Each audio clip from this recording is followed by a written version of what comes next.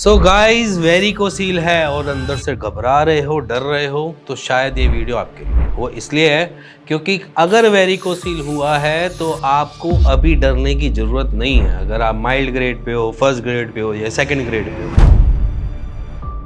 Grading matter करती है, but actually आपके डायमीटर ज़्यादा मैटर करता है जो आपके वेरिकोसील में बन रहा है।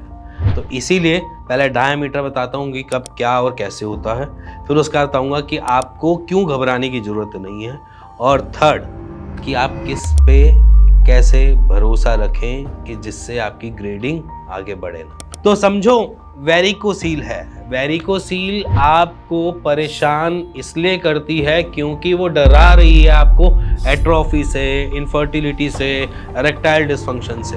बट अगर देखा जाए तो वेरिकोसील के पेशेंट भी कंसीव कर लेते हैं। तो मैं आपके सामने कुछ बिफोर आफ्टर की रिपोर्ट्स है, मैं आपके सामने रख रहा हूँ। चेक करो खुद से और देखो कि वेरिकोसील के साथ साथ क्या कंसीव हो सकता है या नहीं हो सकता। तो सबसे पहले ये रिपोर्ट्स देखी होंगी आपने, बिफोर आफ्टर रिपोर्ट। बट अब आप ये समझो कि वेरिकोसील में हमें स्पर्म काउंट कम होने की शिकायत मिलती है, बट हम उसको आराम से ओवर अचीव कर सकते हैं। तो इसीलिए घबराने की ज़रूरत नहीं है।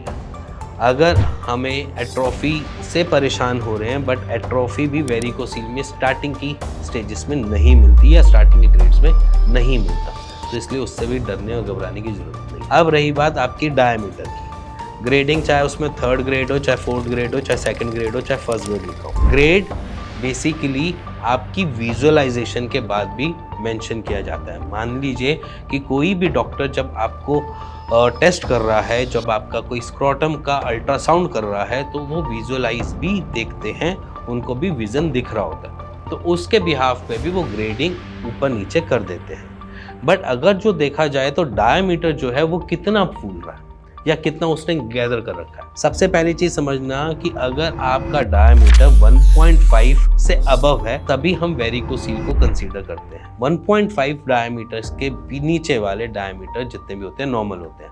आपको किसी का 1.8 हो जाता है या 1.9 हो जाता है तो इतना घबराने की जरूरत नहीं है, क्योंकि वाल्सवा के टेस्ट में अगर हम नीचे जोर लगाते हैं तो कोई ना कोई तो वेन फूल सकती है ना भाई, तो उससे परेशान होने वाली बातें नहीं होती।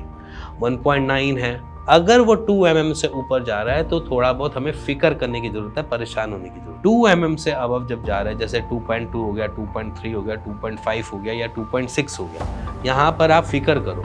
अगर वो 3 mm से ऊपर डायमीटर जा रहा है तो वहाँ पर भी आपको परेशान होने की जरूरत नहीं है। उसका मतलब है कि आपको ज़्यादा ध्यान देना है अपनी हालातों का या अपने उस जगह का ज़्यादा ध्यान रखना। सिर्फ इतना ही परेशान होने की ज़रूरत है, इससे ज़्यादा परेशान होने की ज़रूरत नहीं है। जो अभी तक आपकी लाइफ में एंटर हुई ही नहीं है प्रॉब्लम, उसके बारे में भी सोच के आप परेशान होते रहे।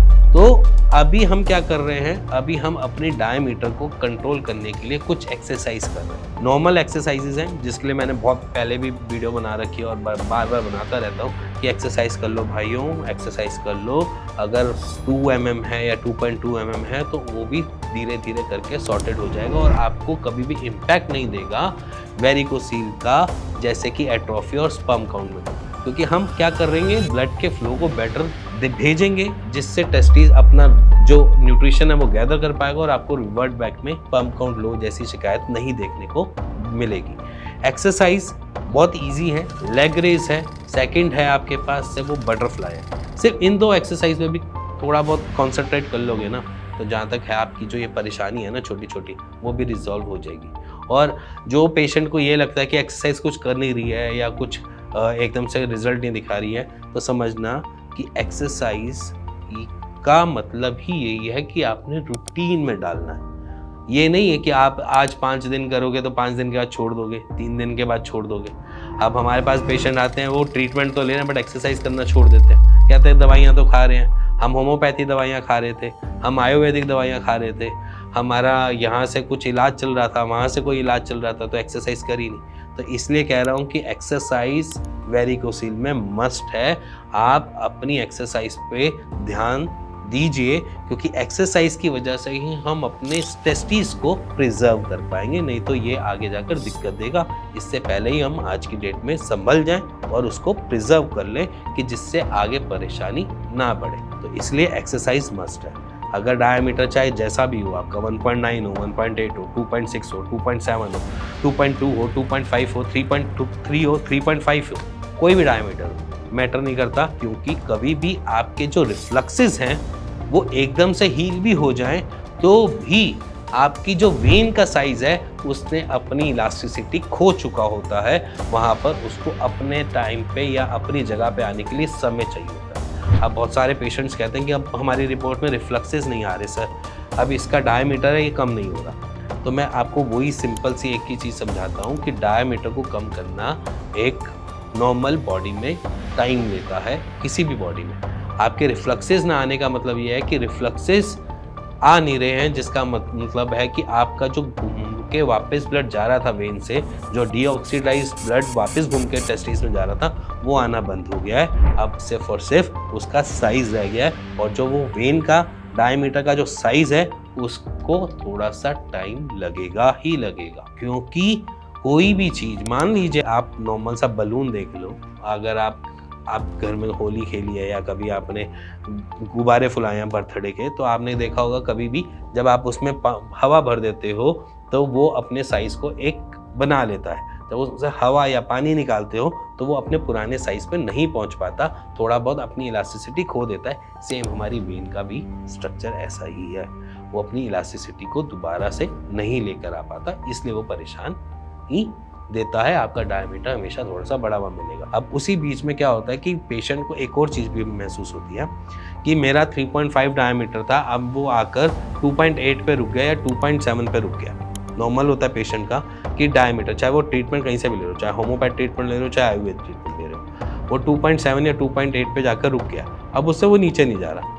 अब उससे नीचे इसलिए नहीं जा रहा क्योंकि जो पहले रिफ्लक्सेस बन रहे थे वो रिफ्लक्सेस हो गए सॉर्टेड। दूसरा क्या हो गया कि वहाँ पर इन्फ्लेमेशन थी, वो भी हो गई ठीक। अब जो उसने अपना साइज ले रखा था वेन्स का, वो अपने उस साइज के नीचे बियॉन्ड नहीं जा पा रहा।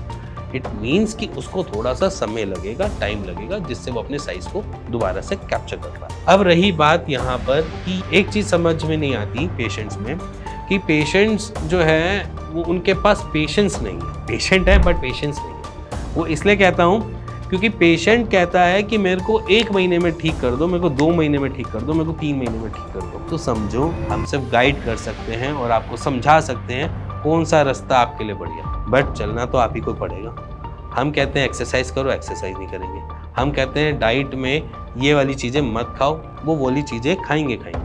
और इसी के साथ अगर हम ये कहेंगे कि आपने सपोर्टर पहनना है या आपने लंगोट पहनना है, तो उन्होंने कहा कि यहाँ तक तो जाना है, मेरे को दुकानदारी तो संभालनी है, उसमें सपोर्टर की क्या ज़रूरत है। ऐसे भी पेशेंट हैं। अच्छा, अब हम ये कहेंगे कि चलो थोड़ा सा रास्ता है तो आप पैदल भी जा सकते, नहीं। अब उन्होंने वहाँ से स्कूटी पे जाना है या बाइक पे जाना है। अब बाइक पे भी जाना है, गड्ढों से भी बाइकें निकालनी है। तो हम जो छोटी छोटी चीज़ें आपको मना करते हैं उसके ऊपर कुछ ना कुछ फैक्ट्स हैं, इस वजह से मना करते हैं। अगर आप वो सारी चीज़ें मान लेते हो तो आपका वेरिकोसिल जल्दी हील होता है, और अदरवाइज नहीं तो लगे रहो आप दवाइयाँ जहाँ मर्जी की खाते रहो, चाहे आप होम्योपैथ खा लो, चाहे आप आयुर्वेद खा लो, कुछ फ़र्क नहीं पड़ेगा। दवाइयाँ सिर्फ सपोर्ट दे रही हैं, बाकी जो प्रॉब्लम है वो हमारी एक्वायर्ड प्रॉब्लम है। एक्वायर्ड प्रॉब्लम माने कि हमने अपने से ही वो एक्विजिशन लिया उस प्रॉब्लम की। कोई हमें बचपन से वेरिकोसिल की प्रॉब्लम नहीं थी, वो बार बार हमने उस जगह पे बार बार अटैक या प्रेशर देने की वजह से उस वेन को फुला दिया। बेसिकली ये फंडा है। एक्विजिशन को हम रोक तो नहीं पाए, बट हम उसको कंट्रोल तो कर सकते हैं ना। अब जैसे मान लीजिए कि मेरे को कब्ज़ की दिक्कत है, मैं सुन ही नहीं रहा किसी की बात, मेरे को हाई फाइबर इंटेक करना ही नहीं है, मैंने रोज़ छोले भटूरे खाने हैं, मैंने रोज़ मैदा खाना है, तो मेरा शरीर क्या कहेगा? मेरा शरीर यही कहेगा ना, भैया कब्ज़ है, कोई बात नहीं, थोड़ी और कब्ज़ कर लेते हैं। उसने और कब्ज़ दिखाई तो मेरे पेट में और प्रेशर बना, और प्रेशर को डाइवर्ट किया नीचे, और वो मेरी वेन बार बार दिक्कत देने चालू हो गई। और वही चीज़ मेरे को बाद में जाकर वेरिकोसिल का एक बड़ा सा बवंडर में फंसा देती, और उस बवंडर का शिकार बनने के बाद मैं ख्याली पुलाव अपने जीवन में डालता हूँ कि अब मैं शादी नहीं कर सकता, अब मैं इनफर्टाइल हो जाऊँगा, थोड़े टाइम में मेरे टेस्टिस सुकड़ जाएंगे। ऐसे ख्यालों में मैं खुद ही घुस जाता हूँ, और ज़्यादा परेशानी ले रहा हूँ, और उस परेशानी का असर मेरा शरीर ले भी रहा है, और वो धीरे धीरे आपको वैसी चीज़ें दिखाना भी चालू कर देता है। तो इसीलिए कह रहा हूँ कि आप सुनो, समझो मैंने इतना सारा कंटेंट वेरिकोसील के ऊपर बना रखा है, मैंने पेशेंट्स के ऊपर की ही सारी बातें आपसे डिस्कस कर रखी हैं, तो आप उन सारी चीज़ों को फॉलो करना चालू करो और अपने वेरिकोसील को ऐसे भगाओ, ऐसे ऐसे ऐसे। सो इसी के साथ अगर आपको ये वीडियो अच्छी लगी हो, पसंद आई हो, तो please like share bell icon दबा दीजिएगा। और जो वेरिकोसील का पेशेंट हो, आपका कोई दोस्त हो, यार हो, तो प्लीज़ उसे शेयर करो। आप सिर्फ दवाइयाँ मत लो, चाहे आप सिर्फ फॉलो कर लो कि क्या आपके लिए बेहतरीन है इस वक्त की एक्सरसाइज, आपकी कॉन्स्टिपेशन हटाने वाली डाइट या आपकी खून पतला करने वाली डाइट। मैंने सारी बना रखी हैं, आप जाकर बस फॉलो कर लो उन सारी चीज़ों को। आपका वेरिकोसील वहीं का वहीं स्टैटिक हो जाएगा या फिर उससे नीचे आएगा, उससे बढ़ेगा। इसी के साथ मिलेंगे नेक्स्ट वीडियो के लिए, तब तक के लिए नमस्कार।